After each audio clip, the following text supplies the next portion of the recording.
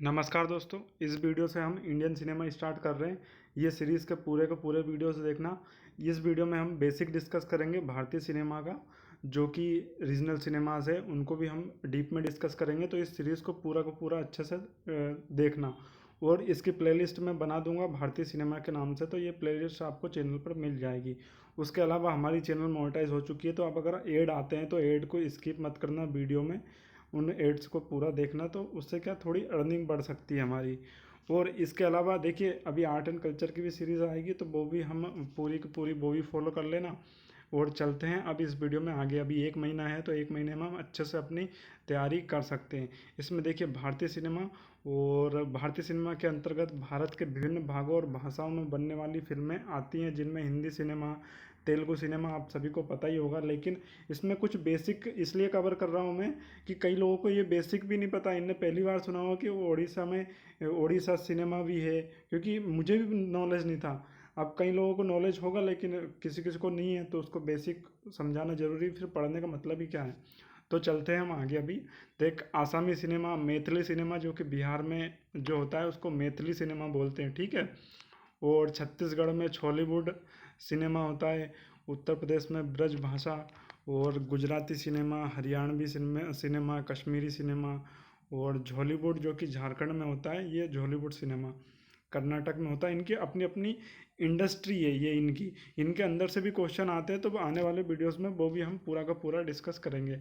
Malayalam cinema, Marathi cinema, Odia cinema, Orissa, इनकी पहली फिल्में याद रखनी पड़ेगी हमें, वो तो आने वाले वीडियो में हम पूरा डिस्कस करेंगे। अभी आगे चलते हैं हम। इसमें देखिए पंजाबी सिनेमा, राजस्थान का सिनेमा, और उसके अलावा कॉलीवुड, जिसको तमिल तमिल जो सिनेमा होता है ना, उसको कॉलीवुड बोलते हैं, ठीक है। बाडला सिनेमा भी शामिल है। बाडला सिनेमा जो कि पश्चिम बंगाल को बोलते हैं, पश्चिम बंगाली सिनेमा भी बोलते हैं उसको। और भारतीय सिनेमा ने 20वीं सदी की शुरुआत से ही विश्व के चलचित्र जगत पर गहरा प्रभाव छोड़ा है। भारतीय फिल्मों का अनुकरण पूरे दक्षिण एशियाई पूर्व दक्षिण पूर्व एशिया और पूर्व सोवियत संघ में भी होता है। भारतीय प्रवासियों की बढ़ती जनसंख्या के कारण संयुक्त राज्य अमेरिका और यूनाइटेड किंगडम भी भारतीय फिल्मों के लिए एक महत्वपूर्ण बाजार बन गए हैं। देखिए, अब पूरी दुनिया में देखी जाती है हिंदी फिल्में। तो एक माध्यम के रूप में सिनेमा ने देश में अभूतपूर्व लोकप्रियता हासिल की है, और सिनेमा की लोकप्रियता का इसी से अंदाजा लगाया जा सकता है। देखिए शाहरुख खान जो कि पूरी दुनिया में फेमस है, अभी कितनी चल रही है मूवी। तो ये बेसिक हम इसमें कर लेते हैं, अभी ये ज़्यादा काम की नहीं है। देखिए भाषाओं में मिलकर प्रति वर्ष 1600 से अधिक फिल्में बनती हैं, ये याद रखना आप, ठीक है। ऐसे क्वेश्चन आते हैं। भारतीय सिनेमा किसी भी अन्य देश की तुलना में अधिक लोगों द्वारा दिखाई जाने वाली फिल्मों का उत्पादन करता है। 2011 में पूरे भारत में 3.5 बिलियन से अधिक टिकट बेचे गए। ये 2011, ये पुराना आंकड़ा है। जो बॉलीवुड से 9 क्या लिखा है, 9 लाख अधिक थे। और भारतीय सिनेमा कभी कभी बोलचाल की भाषा में इंडीवुड के रूप में जाना जाता है। इंडीवुड जो कि जैसे इंडिया बोलते हैं, तो इंडीवुड इस तरह से बोल देते हैं। तो दादा साहेब फाल्के भारतीय सिनेमा के जनक के रूप में जाने जाते हैं। दादा साहेब फाल्के के भारतीय सिनेमा में आजीवन योगदान के प्रतीक स्वरूप, और 1969 में दादा साहेब फाल्के के जन्म शताब्दी वर्ष में भारत सरकार द्वारा दादा साहेब फाल्के की स्थापना उनके सम्मान में की गई थी, ठीक है। ये याद रखना, ये आ सकता है यहाँ से, ये ऐसे फैक्ट निकलेंगे जो कि आएंगे, क्वेश्चन बन सकते हैं। आज यह भारतीय सिनेमा का सबसे प्रतिष्ठित और वांछित पुरस्कार हो गया है। 20वीं सदी में भारतीय सिनेमा संयुक्त राज्य अमेरिका का सिनेमा, हॉलीवुड तथा चीनी फिल्म उद्योग के साथ एक वैश्विक उद्योग बन गया। 2013 में भारत वार्षिक फिल्म निर्माता में पहले स्थान पर था। इसके बाद नाइजीरिया सिनेमा और हॉलीवुड और चीन के सिनेमा का स्थान आता है। ये देखिए कितना आज हिंदी सिनेमा कितना फेमस है, आप इससे पता लगा सकते हैं। और वर्ष 2012 में भारत में 1602 फिल्मों का निर्माण हुआ, जिसमें तमिल सिनेमा अग्रणी रहा, जिसके बाद तेलुगु और बॉलीवुड का स्थान आता है। मतलब तमिल सिनेमा में सबसे ज़्यादा मूवीज़ बनती हैं। और उसके बाद देखते 2011 में कुल आए, ये तो ज़्यादा आंकड़ा काम का नहीं है, तो आगे चलते हैं। और आगे देखिए क्रिस 3, एंथिरन रावण, एंथिरन है कौन सी, हाँ रावण ईगा, ये कुछ ब्लॉकबस्टर मूवीज़ रही हैं। और दंगल सबसे अभी तक की जो 300 मिलियन डॉलर से अधिक की कमाई की है अंतर्राष्ट्रीय स्तर पर। ठीक है, तो ये इस टाइप के क्वेश्चन आ सकते हैं कि सबसे अभी तक पूरे विश्व में सबसे ज़्यादा कमाई करने वाली कौन सी फिल्म है, तो वो दंगल है। सत्यजीत रे, ऋत्विक घटक, इनका इनके अंदर जाके हम इनकी पूरी डिटेल में पढ़ेंगे, तो अभी ये सिर्फ बेसिक बेसिक है। मृणाल सेन, अडूर गोपाल कृष्णन, बुद्धेश्वर दास गुप्ता जी, अरिंद, अपर्णा सेन, सांजी, ये कुछ निर्देशक है, ये डायरेक्टर है, ने समानांतर सिनेमा में महत्वपूर्ण योगदान दिया है और वैश्विक प्रशंसा जीती है।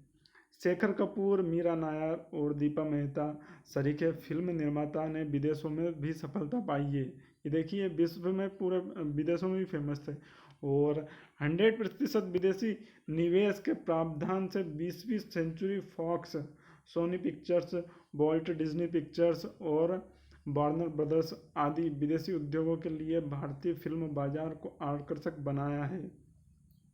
एवीएम प्रोडक्शन, प्रसाद समूह, सन पिक्चर्स, पीवीएस, यूटीवी, ये तो इतना काम का नहीं है, तो चलते हैं आगे हम। पिरामिड, लेकिन ये याद जरूर रखना कि ये कौन कौन सा है, क्योंकि ये नॉलेज के लिए कहीं भी आपसे पूछा जा सकता है, आपको ये चीज़ें पता होना जरूरी। मल्टीप्लेक्स के लिए कर में छूट में भारत में मल्टीप्लेक्स यहाँ दी जाती है। 2003 तक फिल्म निर्माण, वितरण, प्रदर्शन से संबंधित 30 से ज़्यादा कंपनियां भारत के नेशनल स्टॉक एक्सचेंज में सूचीबद्ध की गई थी, जो फिल्म माध्यम के बढ़ते वाणिज्य प्रभाव और व्यवसायीकरण को मजबूती देती है। भारतीय सिनेमा उद्योग भाषा द्वारा खंडित है।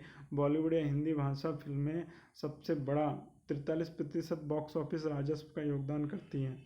43%, याद रखना ये। और तमिल सिनेमा, तेलुगु सिनेमा फिल्में 36% राजस्व का प्रतिनिधित्व करती है। तो कितनी बड़ी ये, ज़्यादा काम की नहीं है।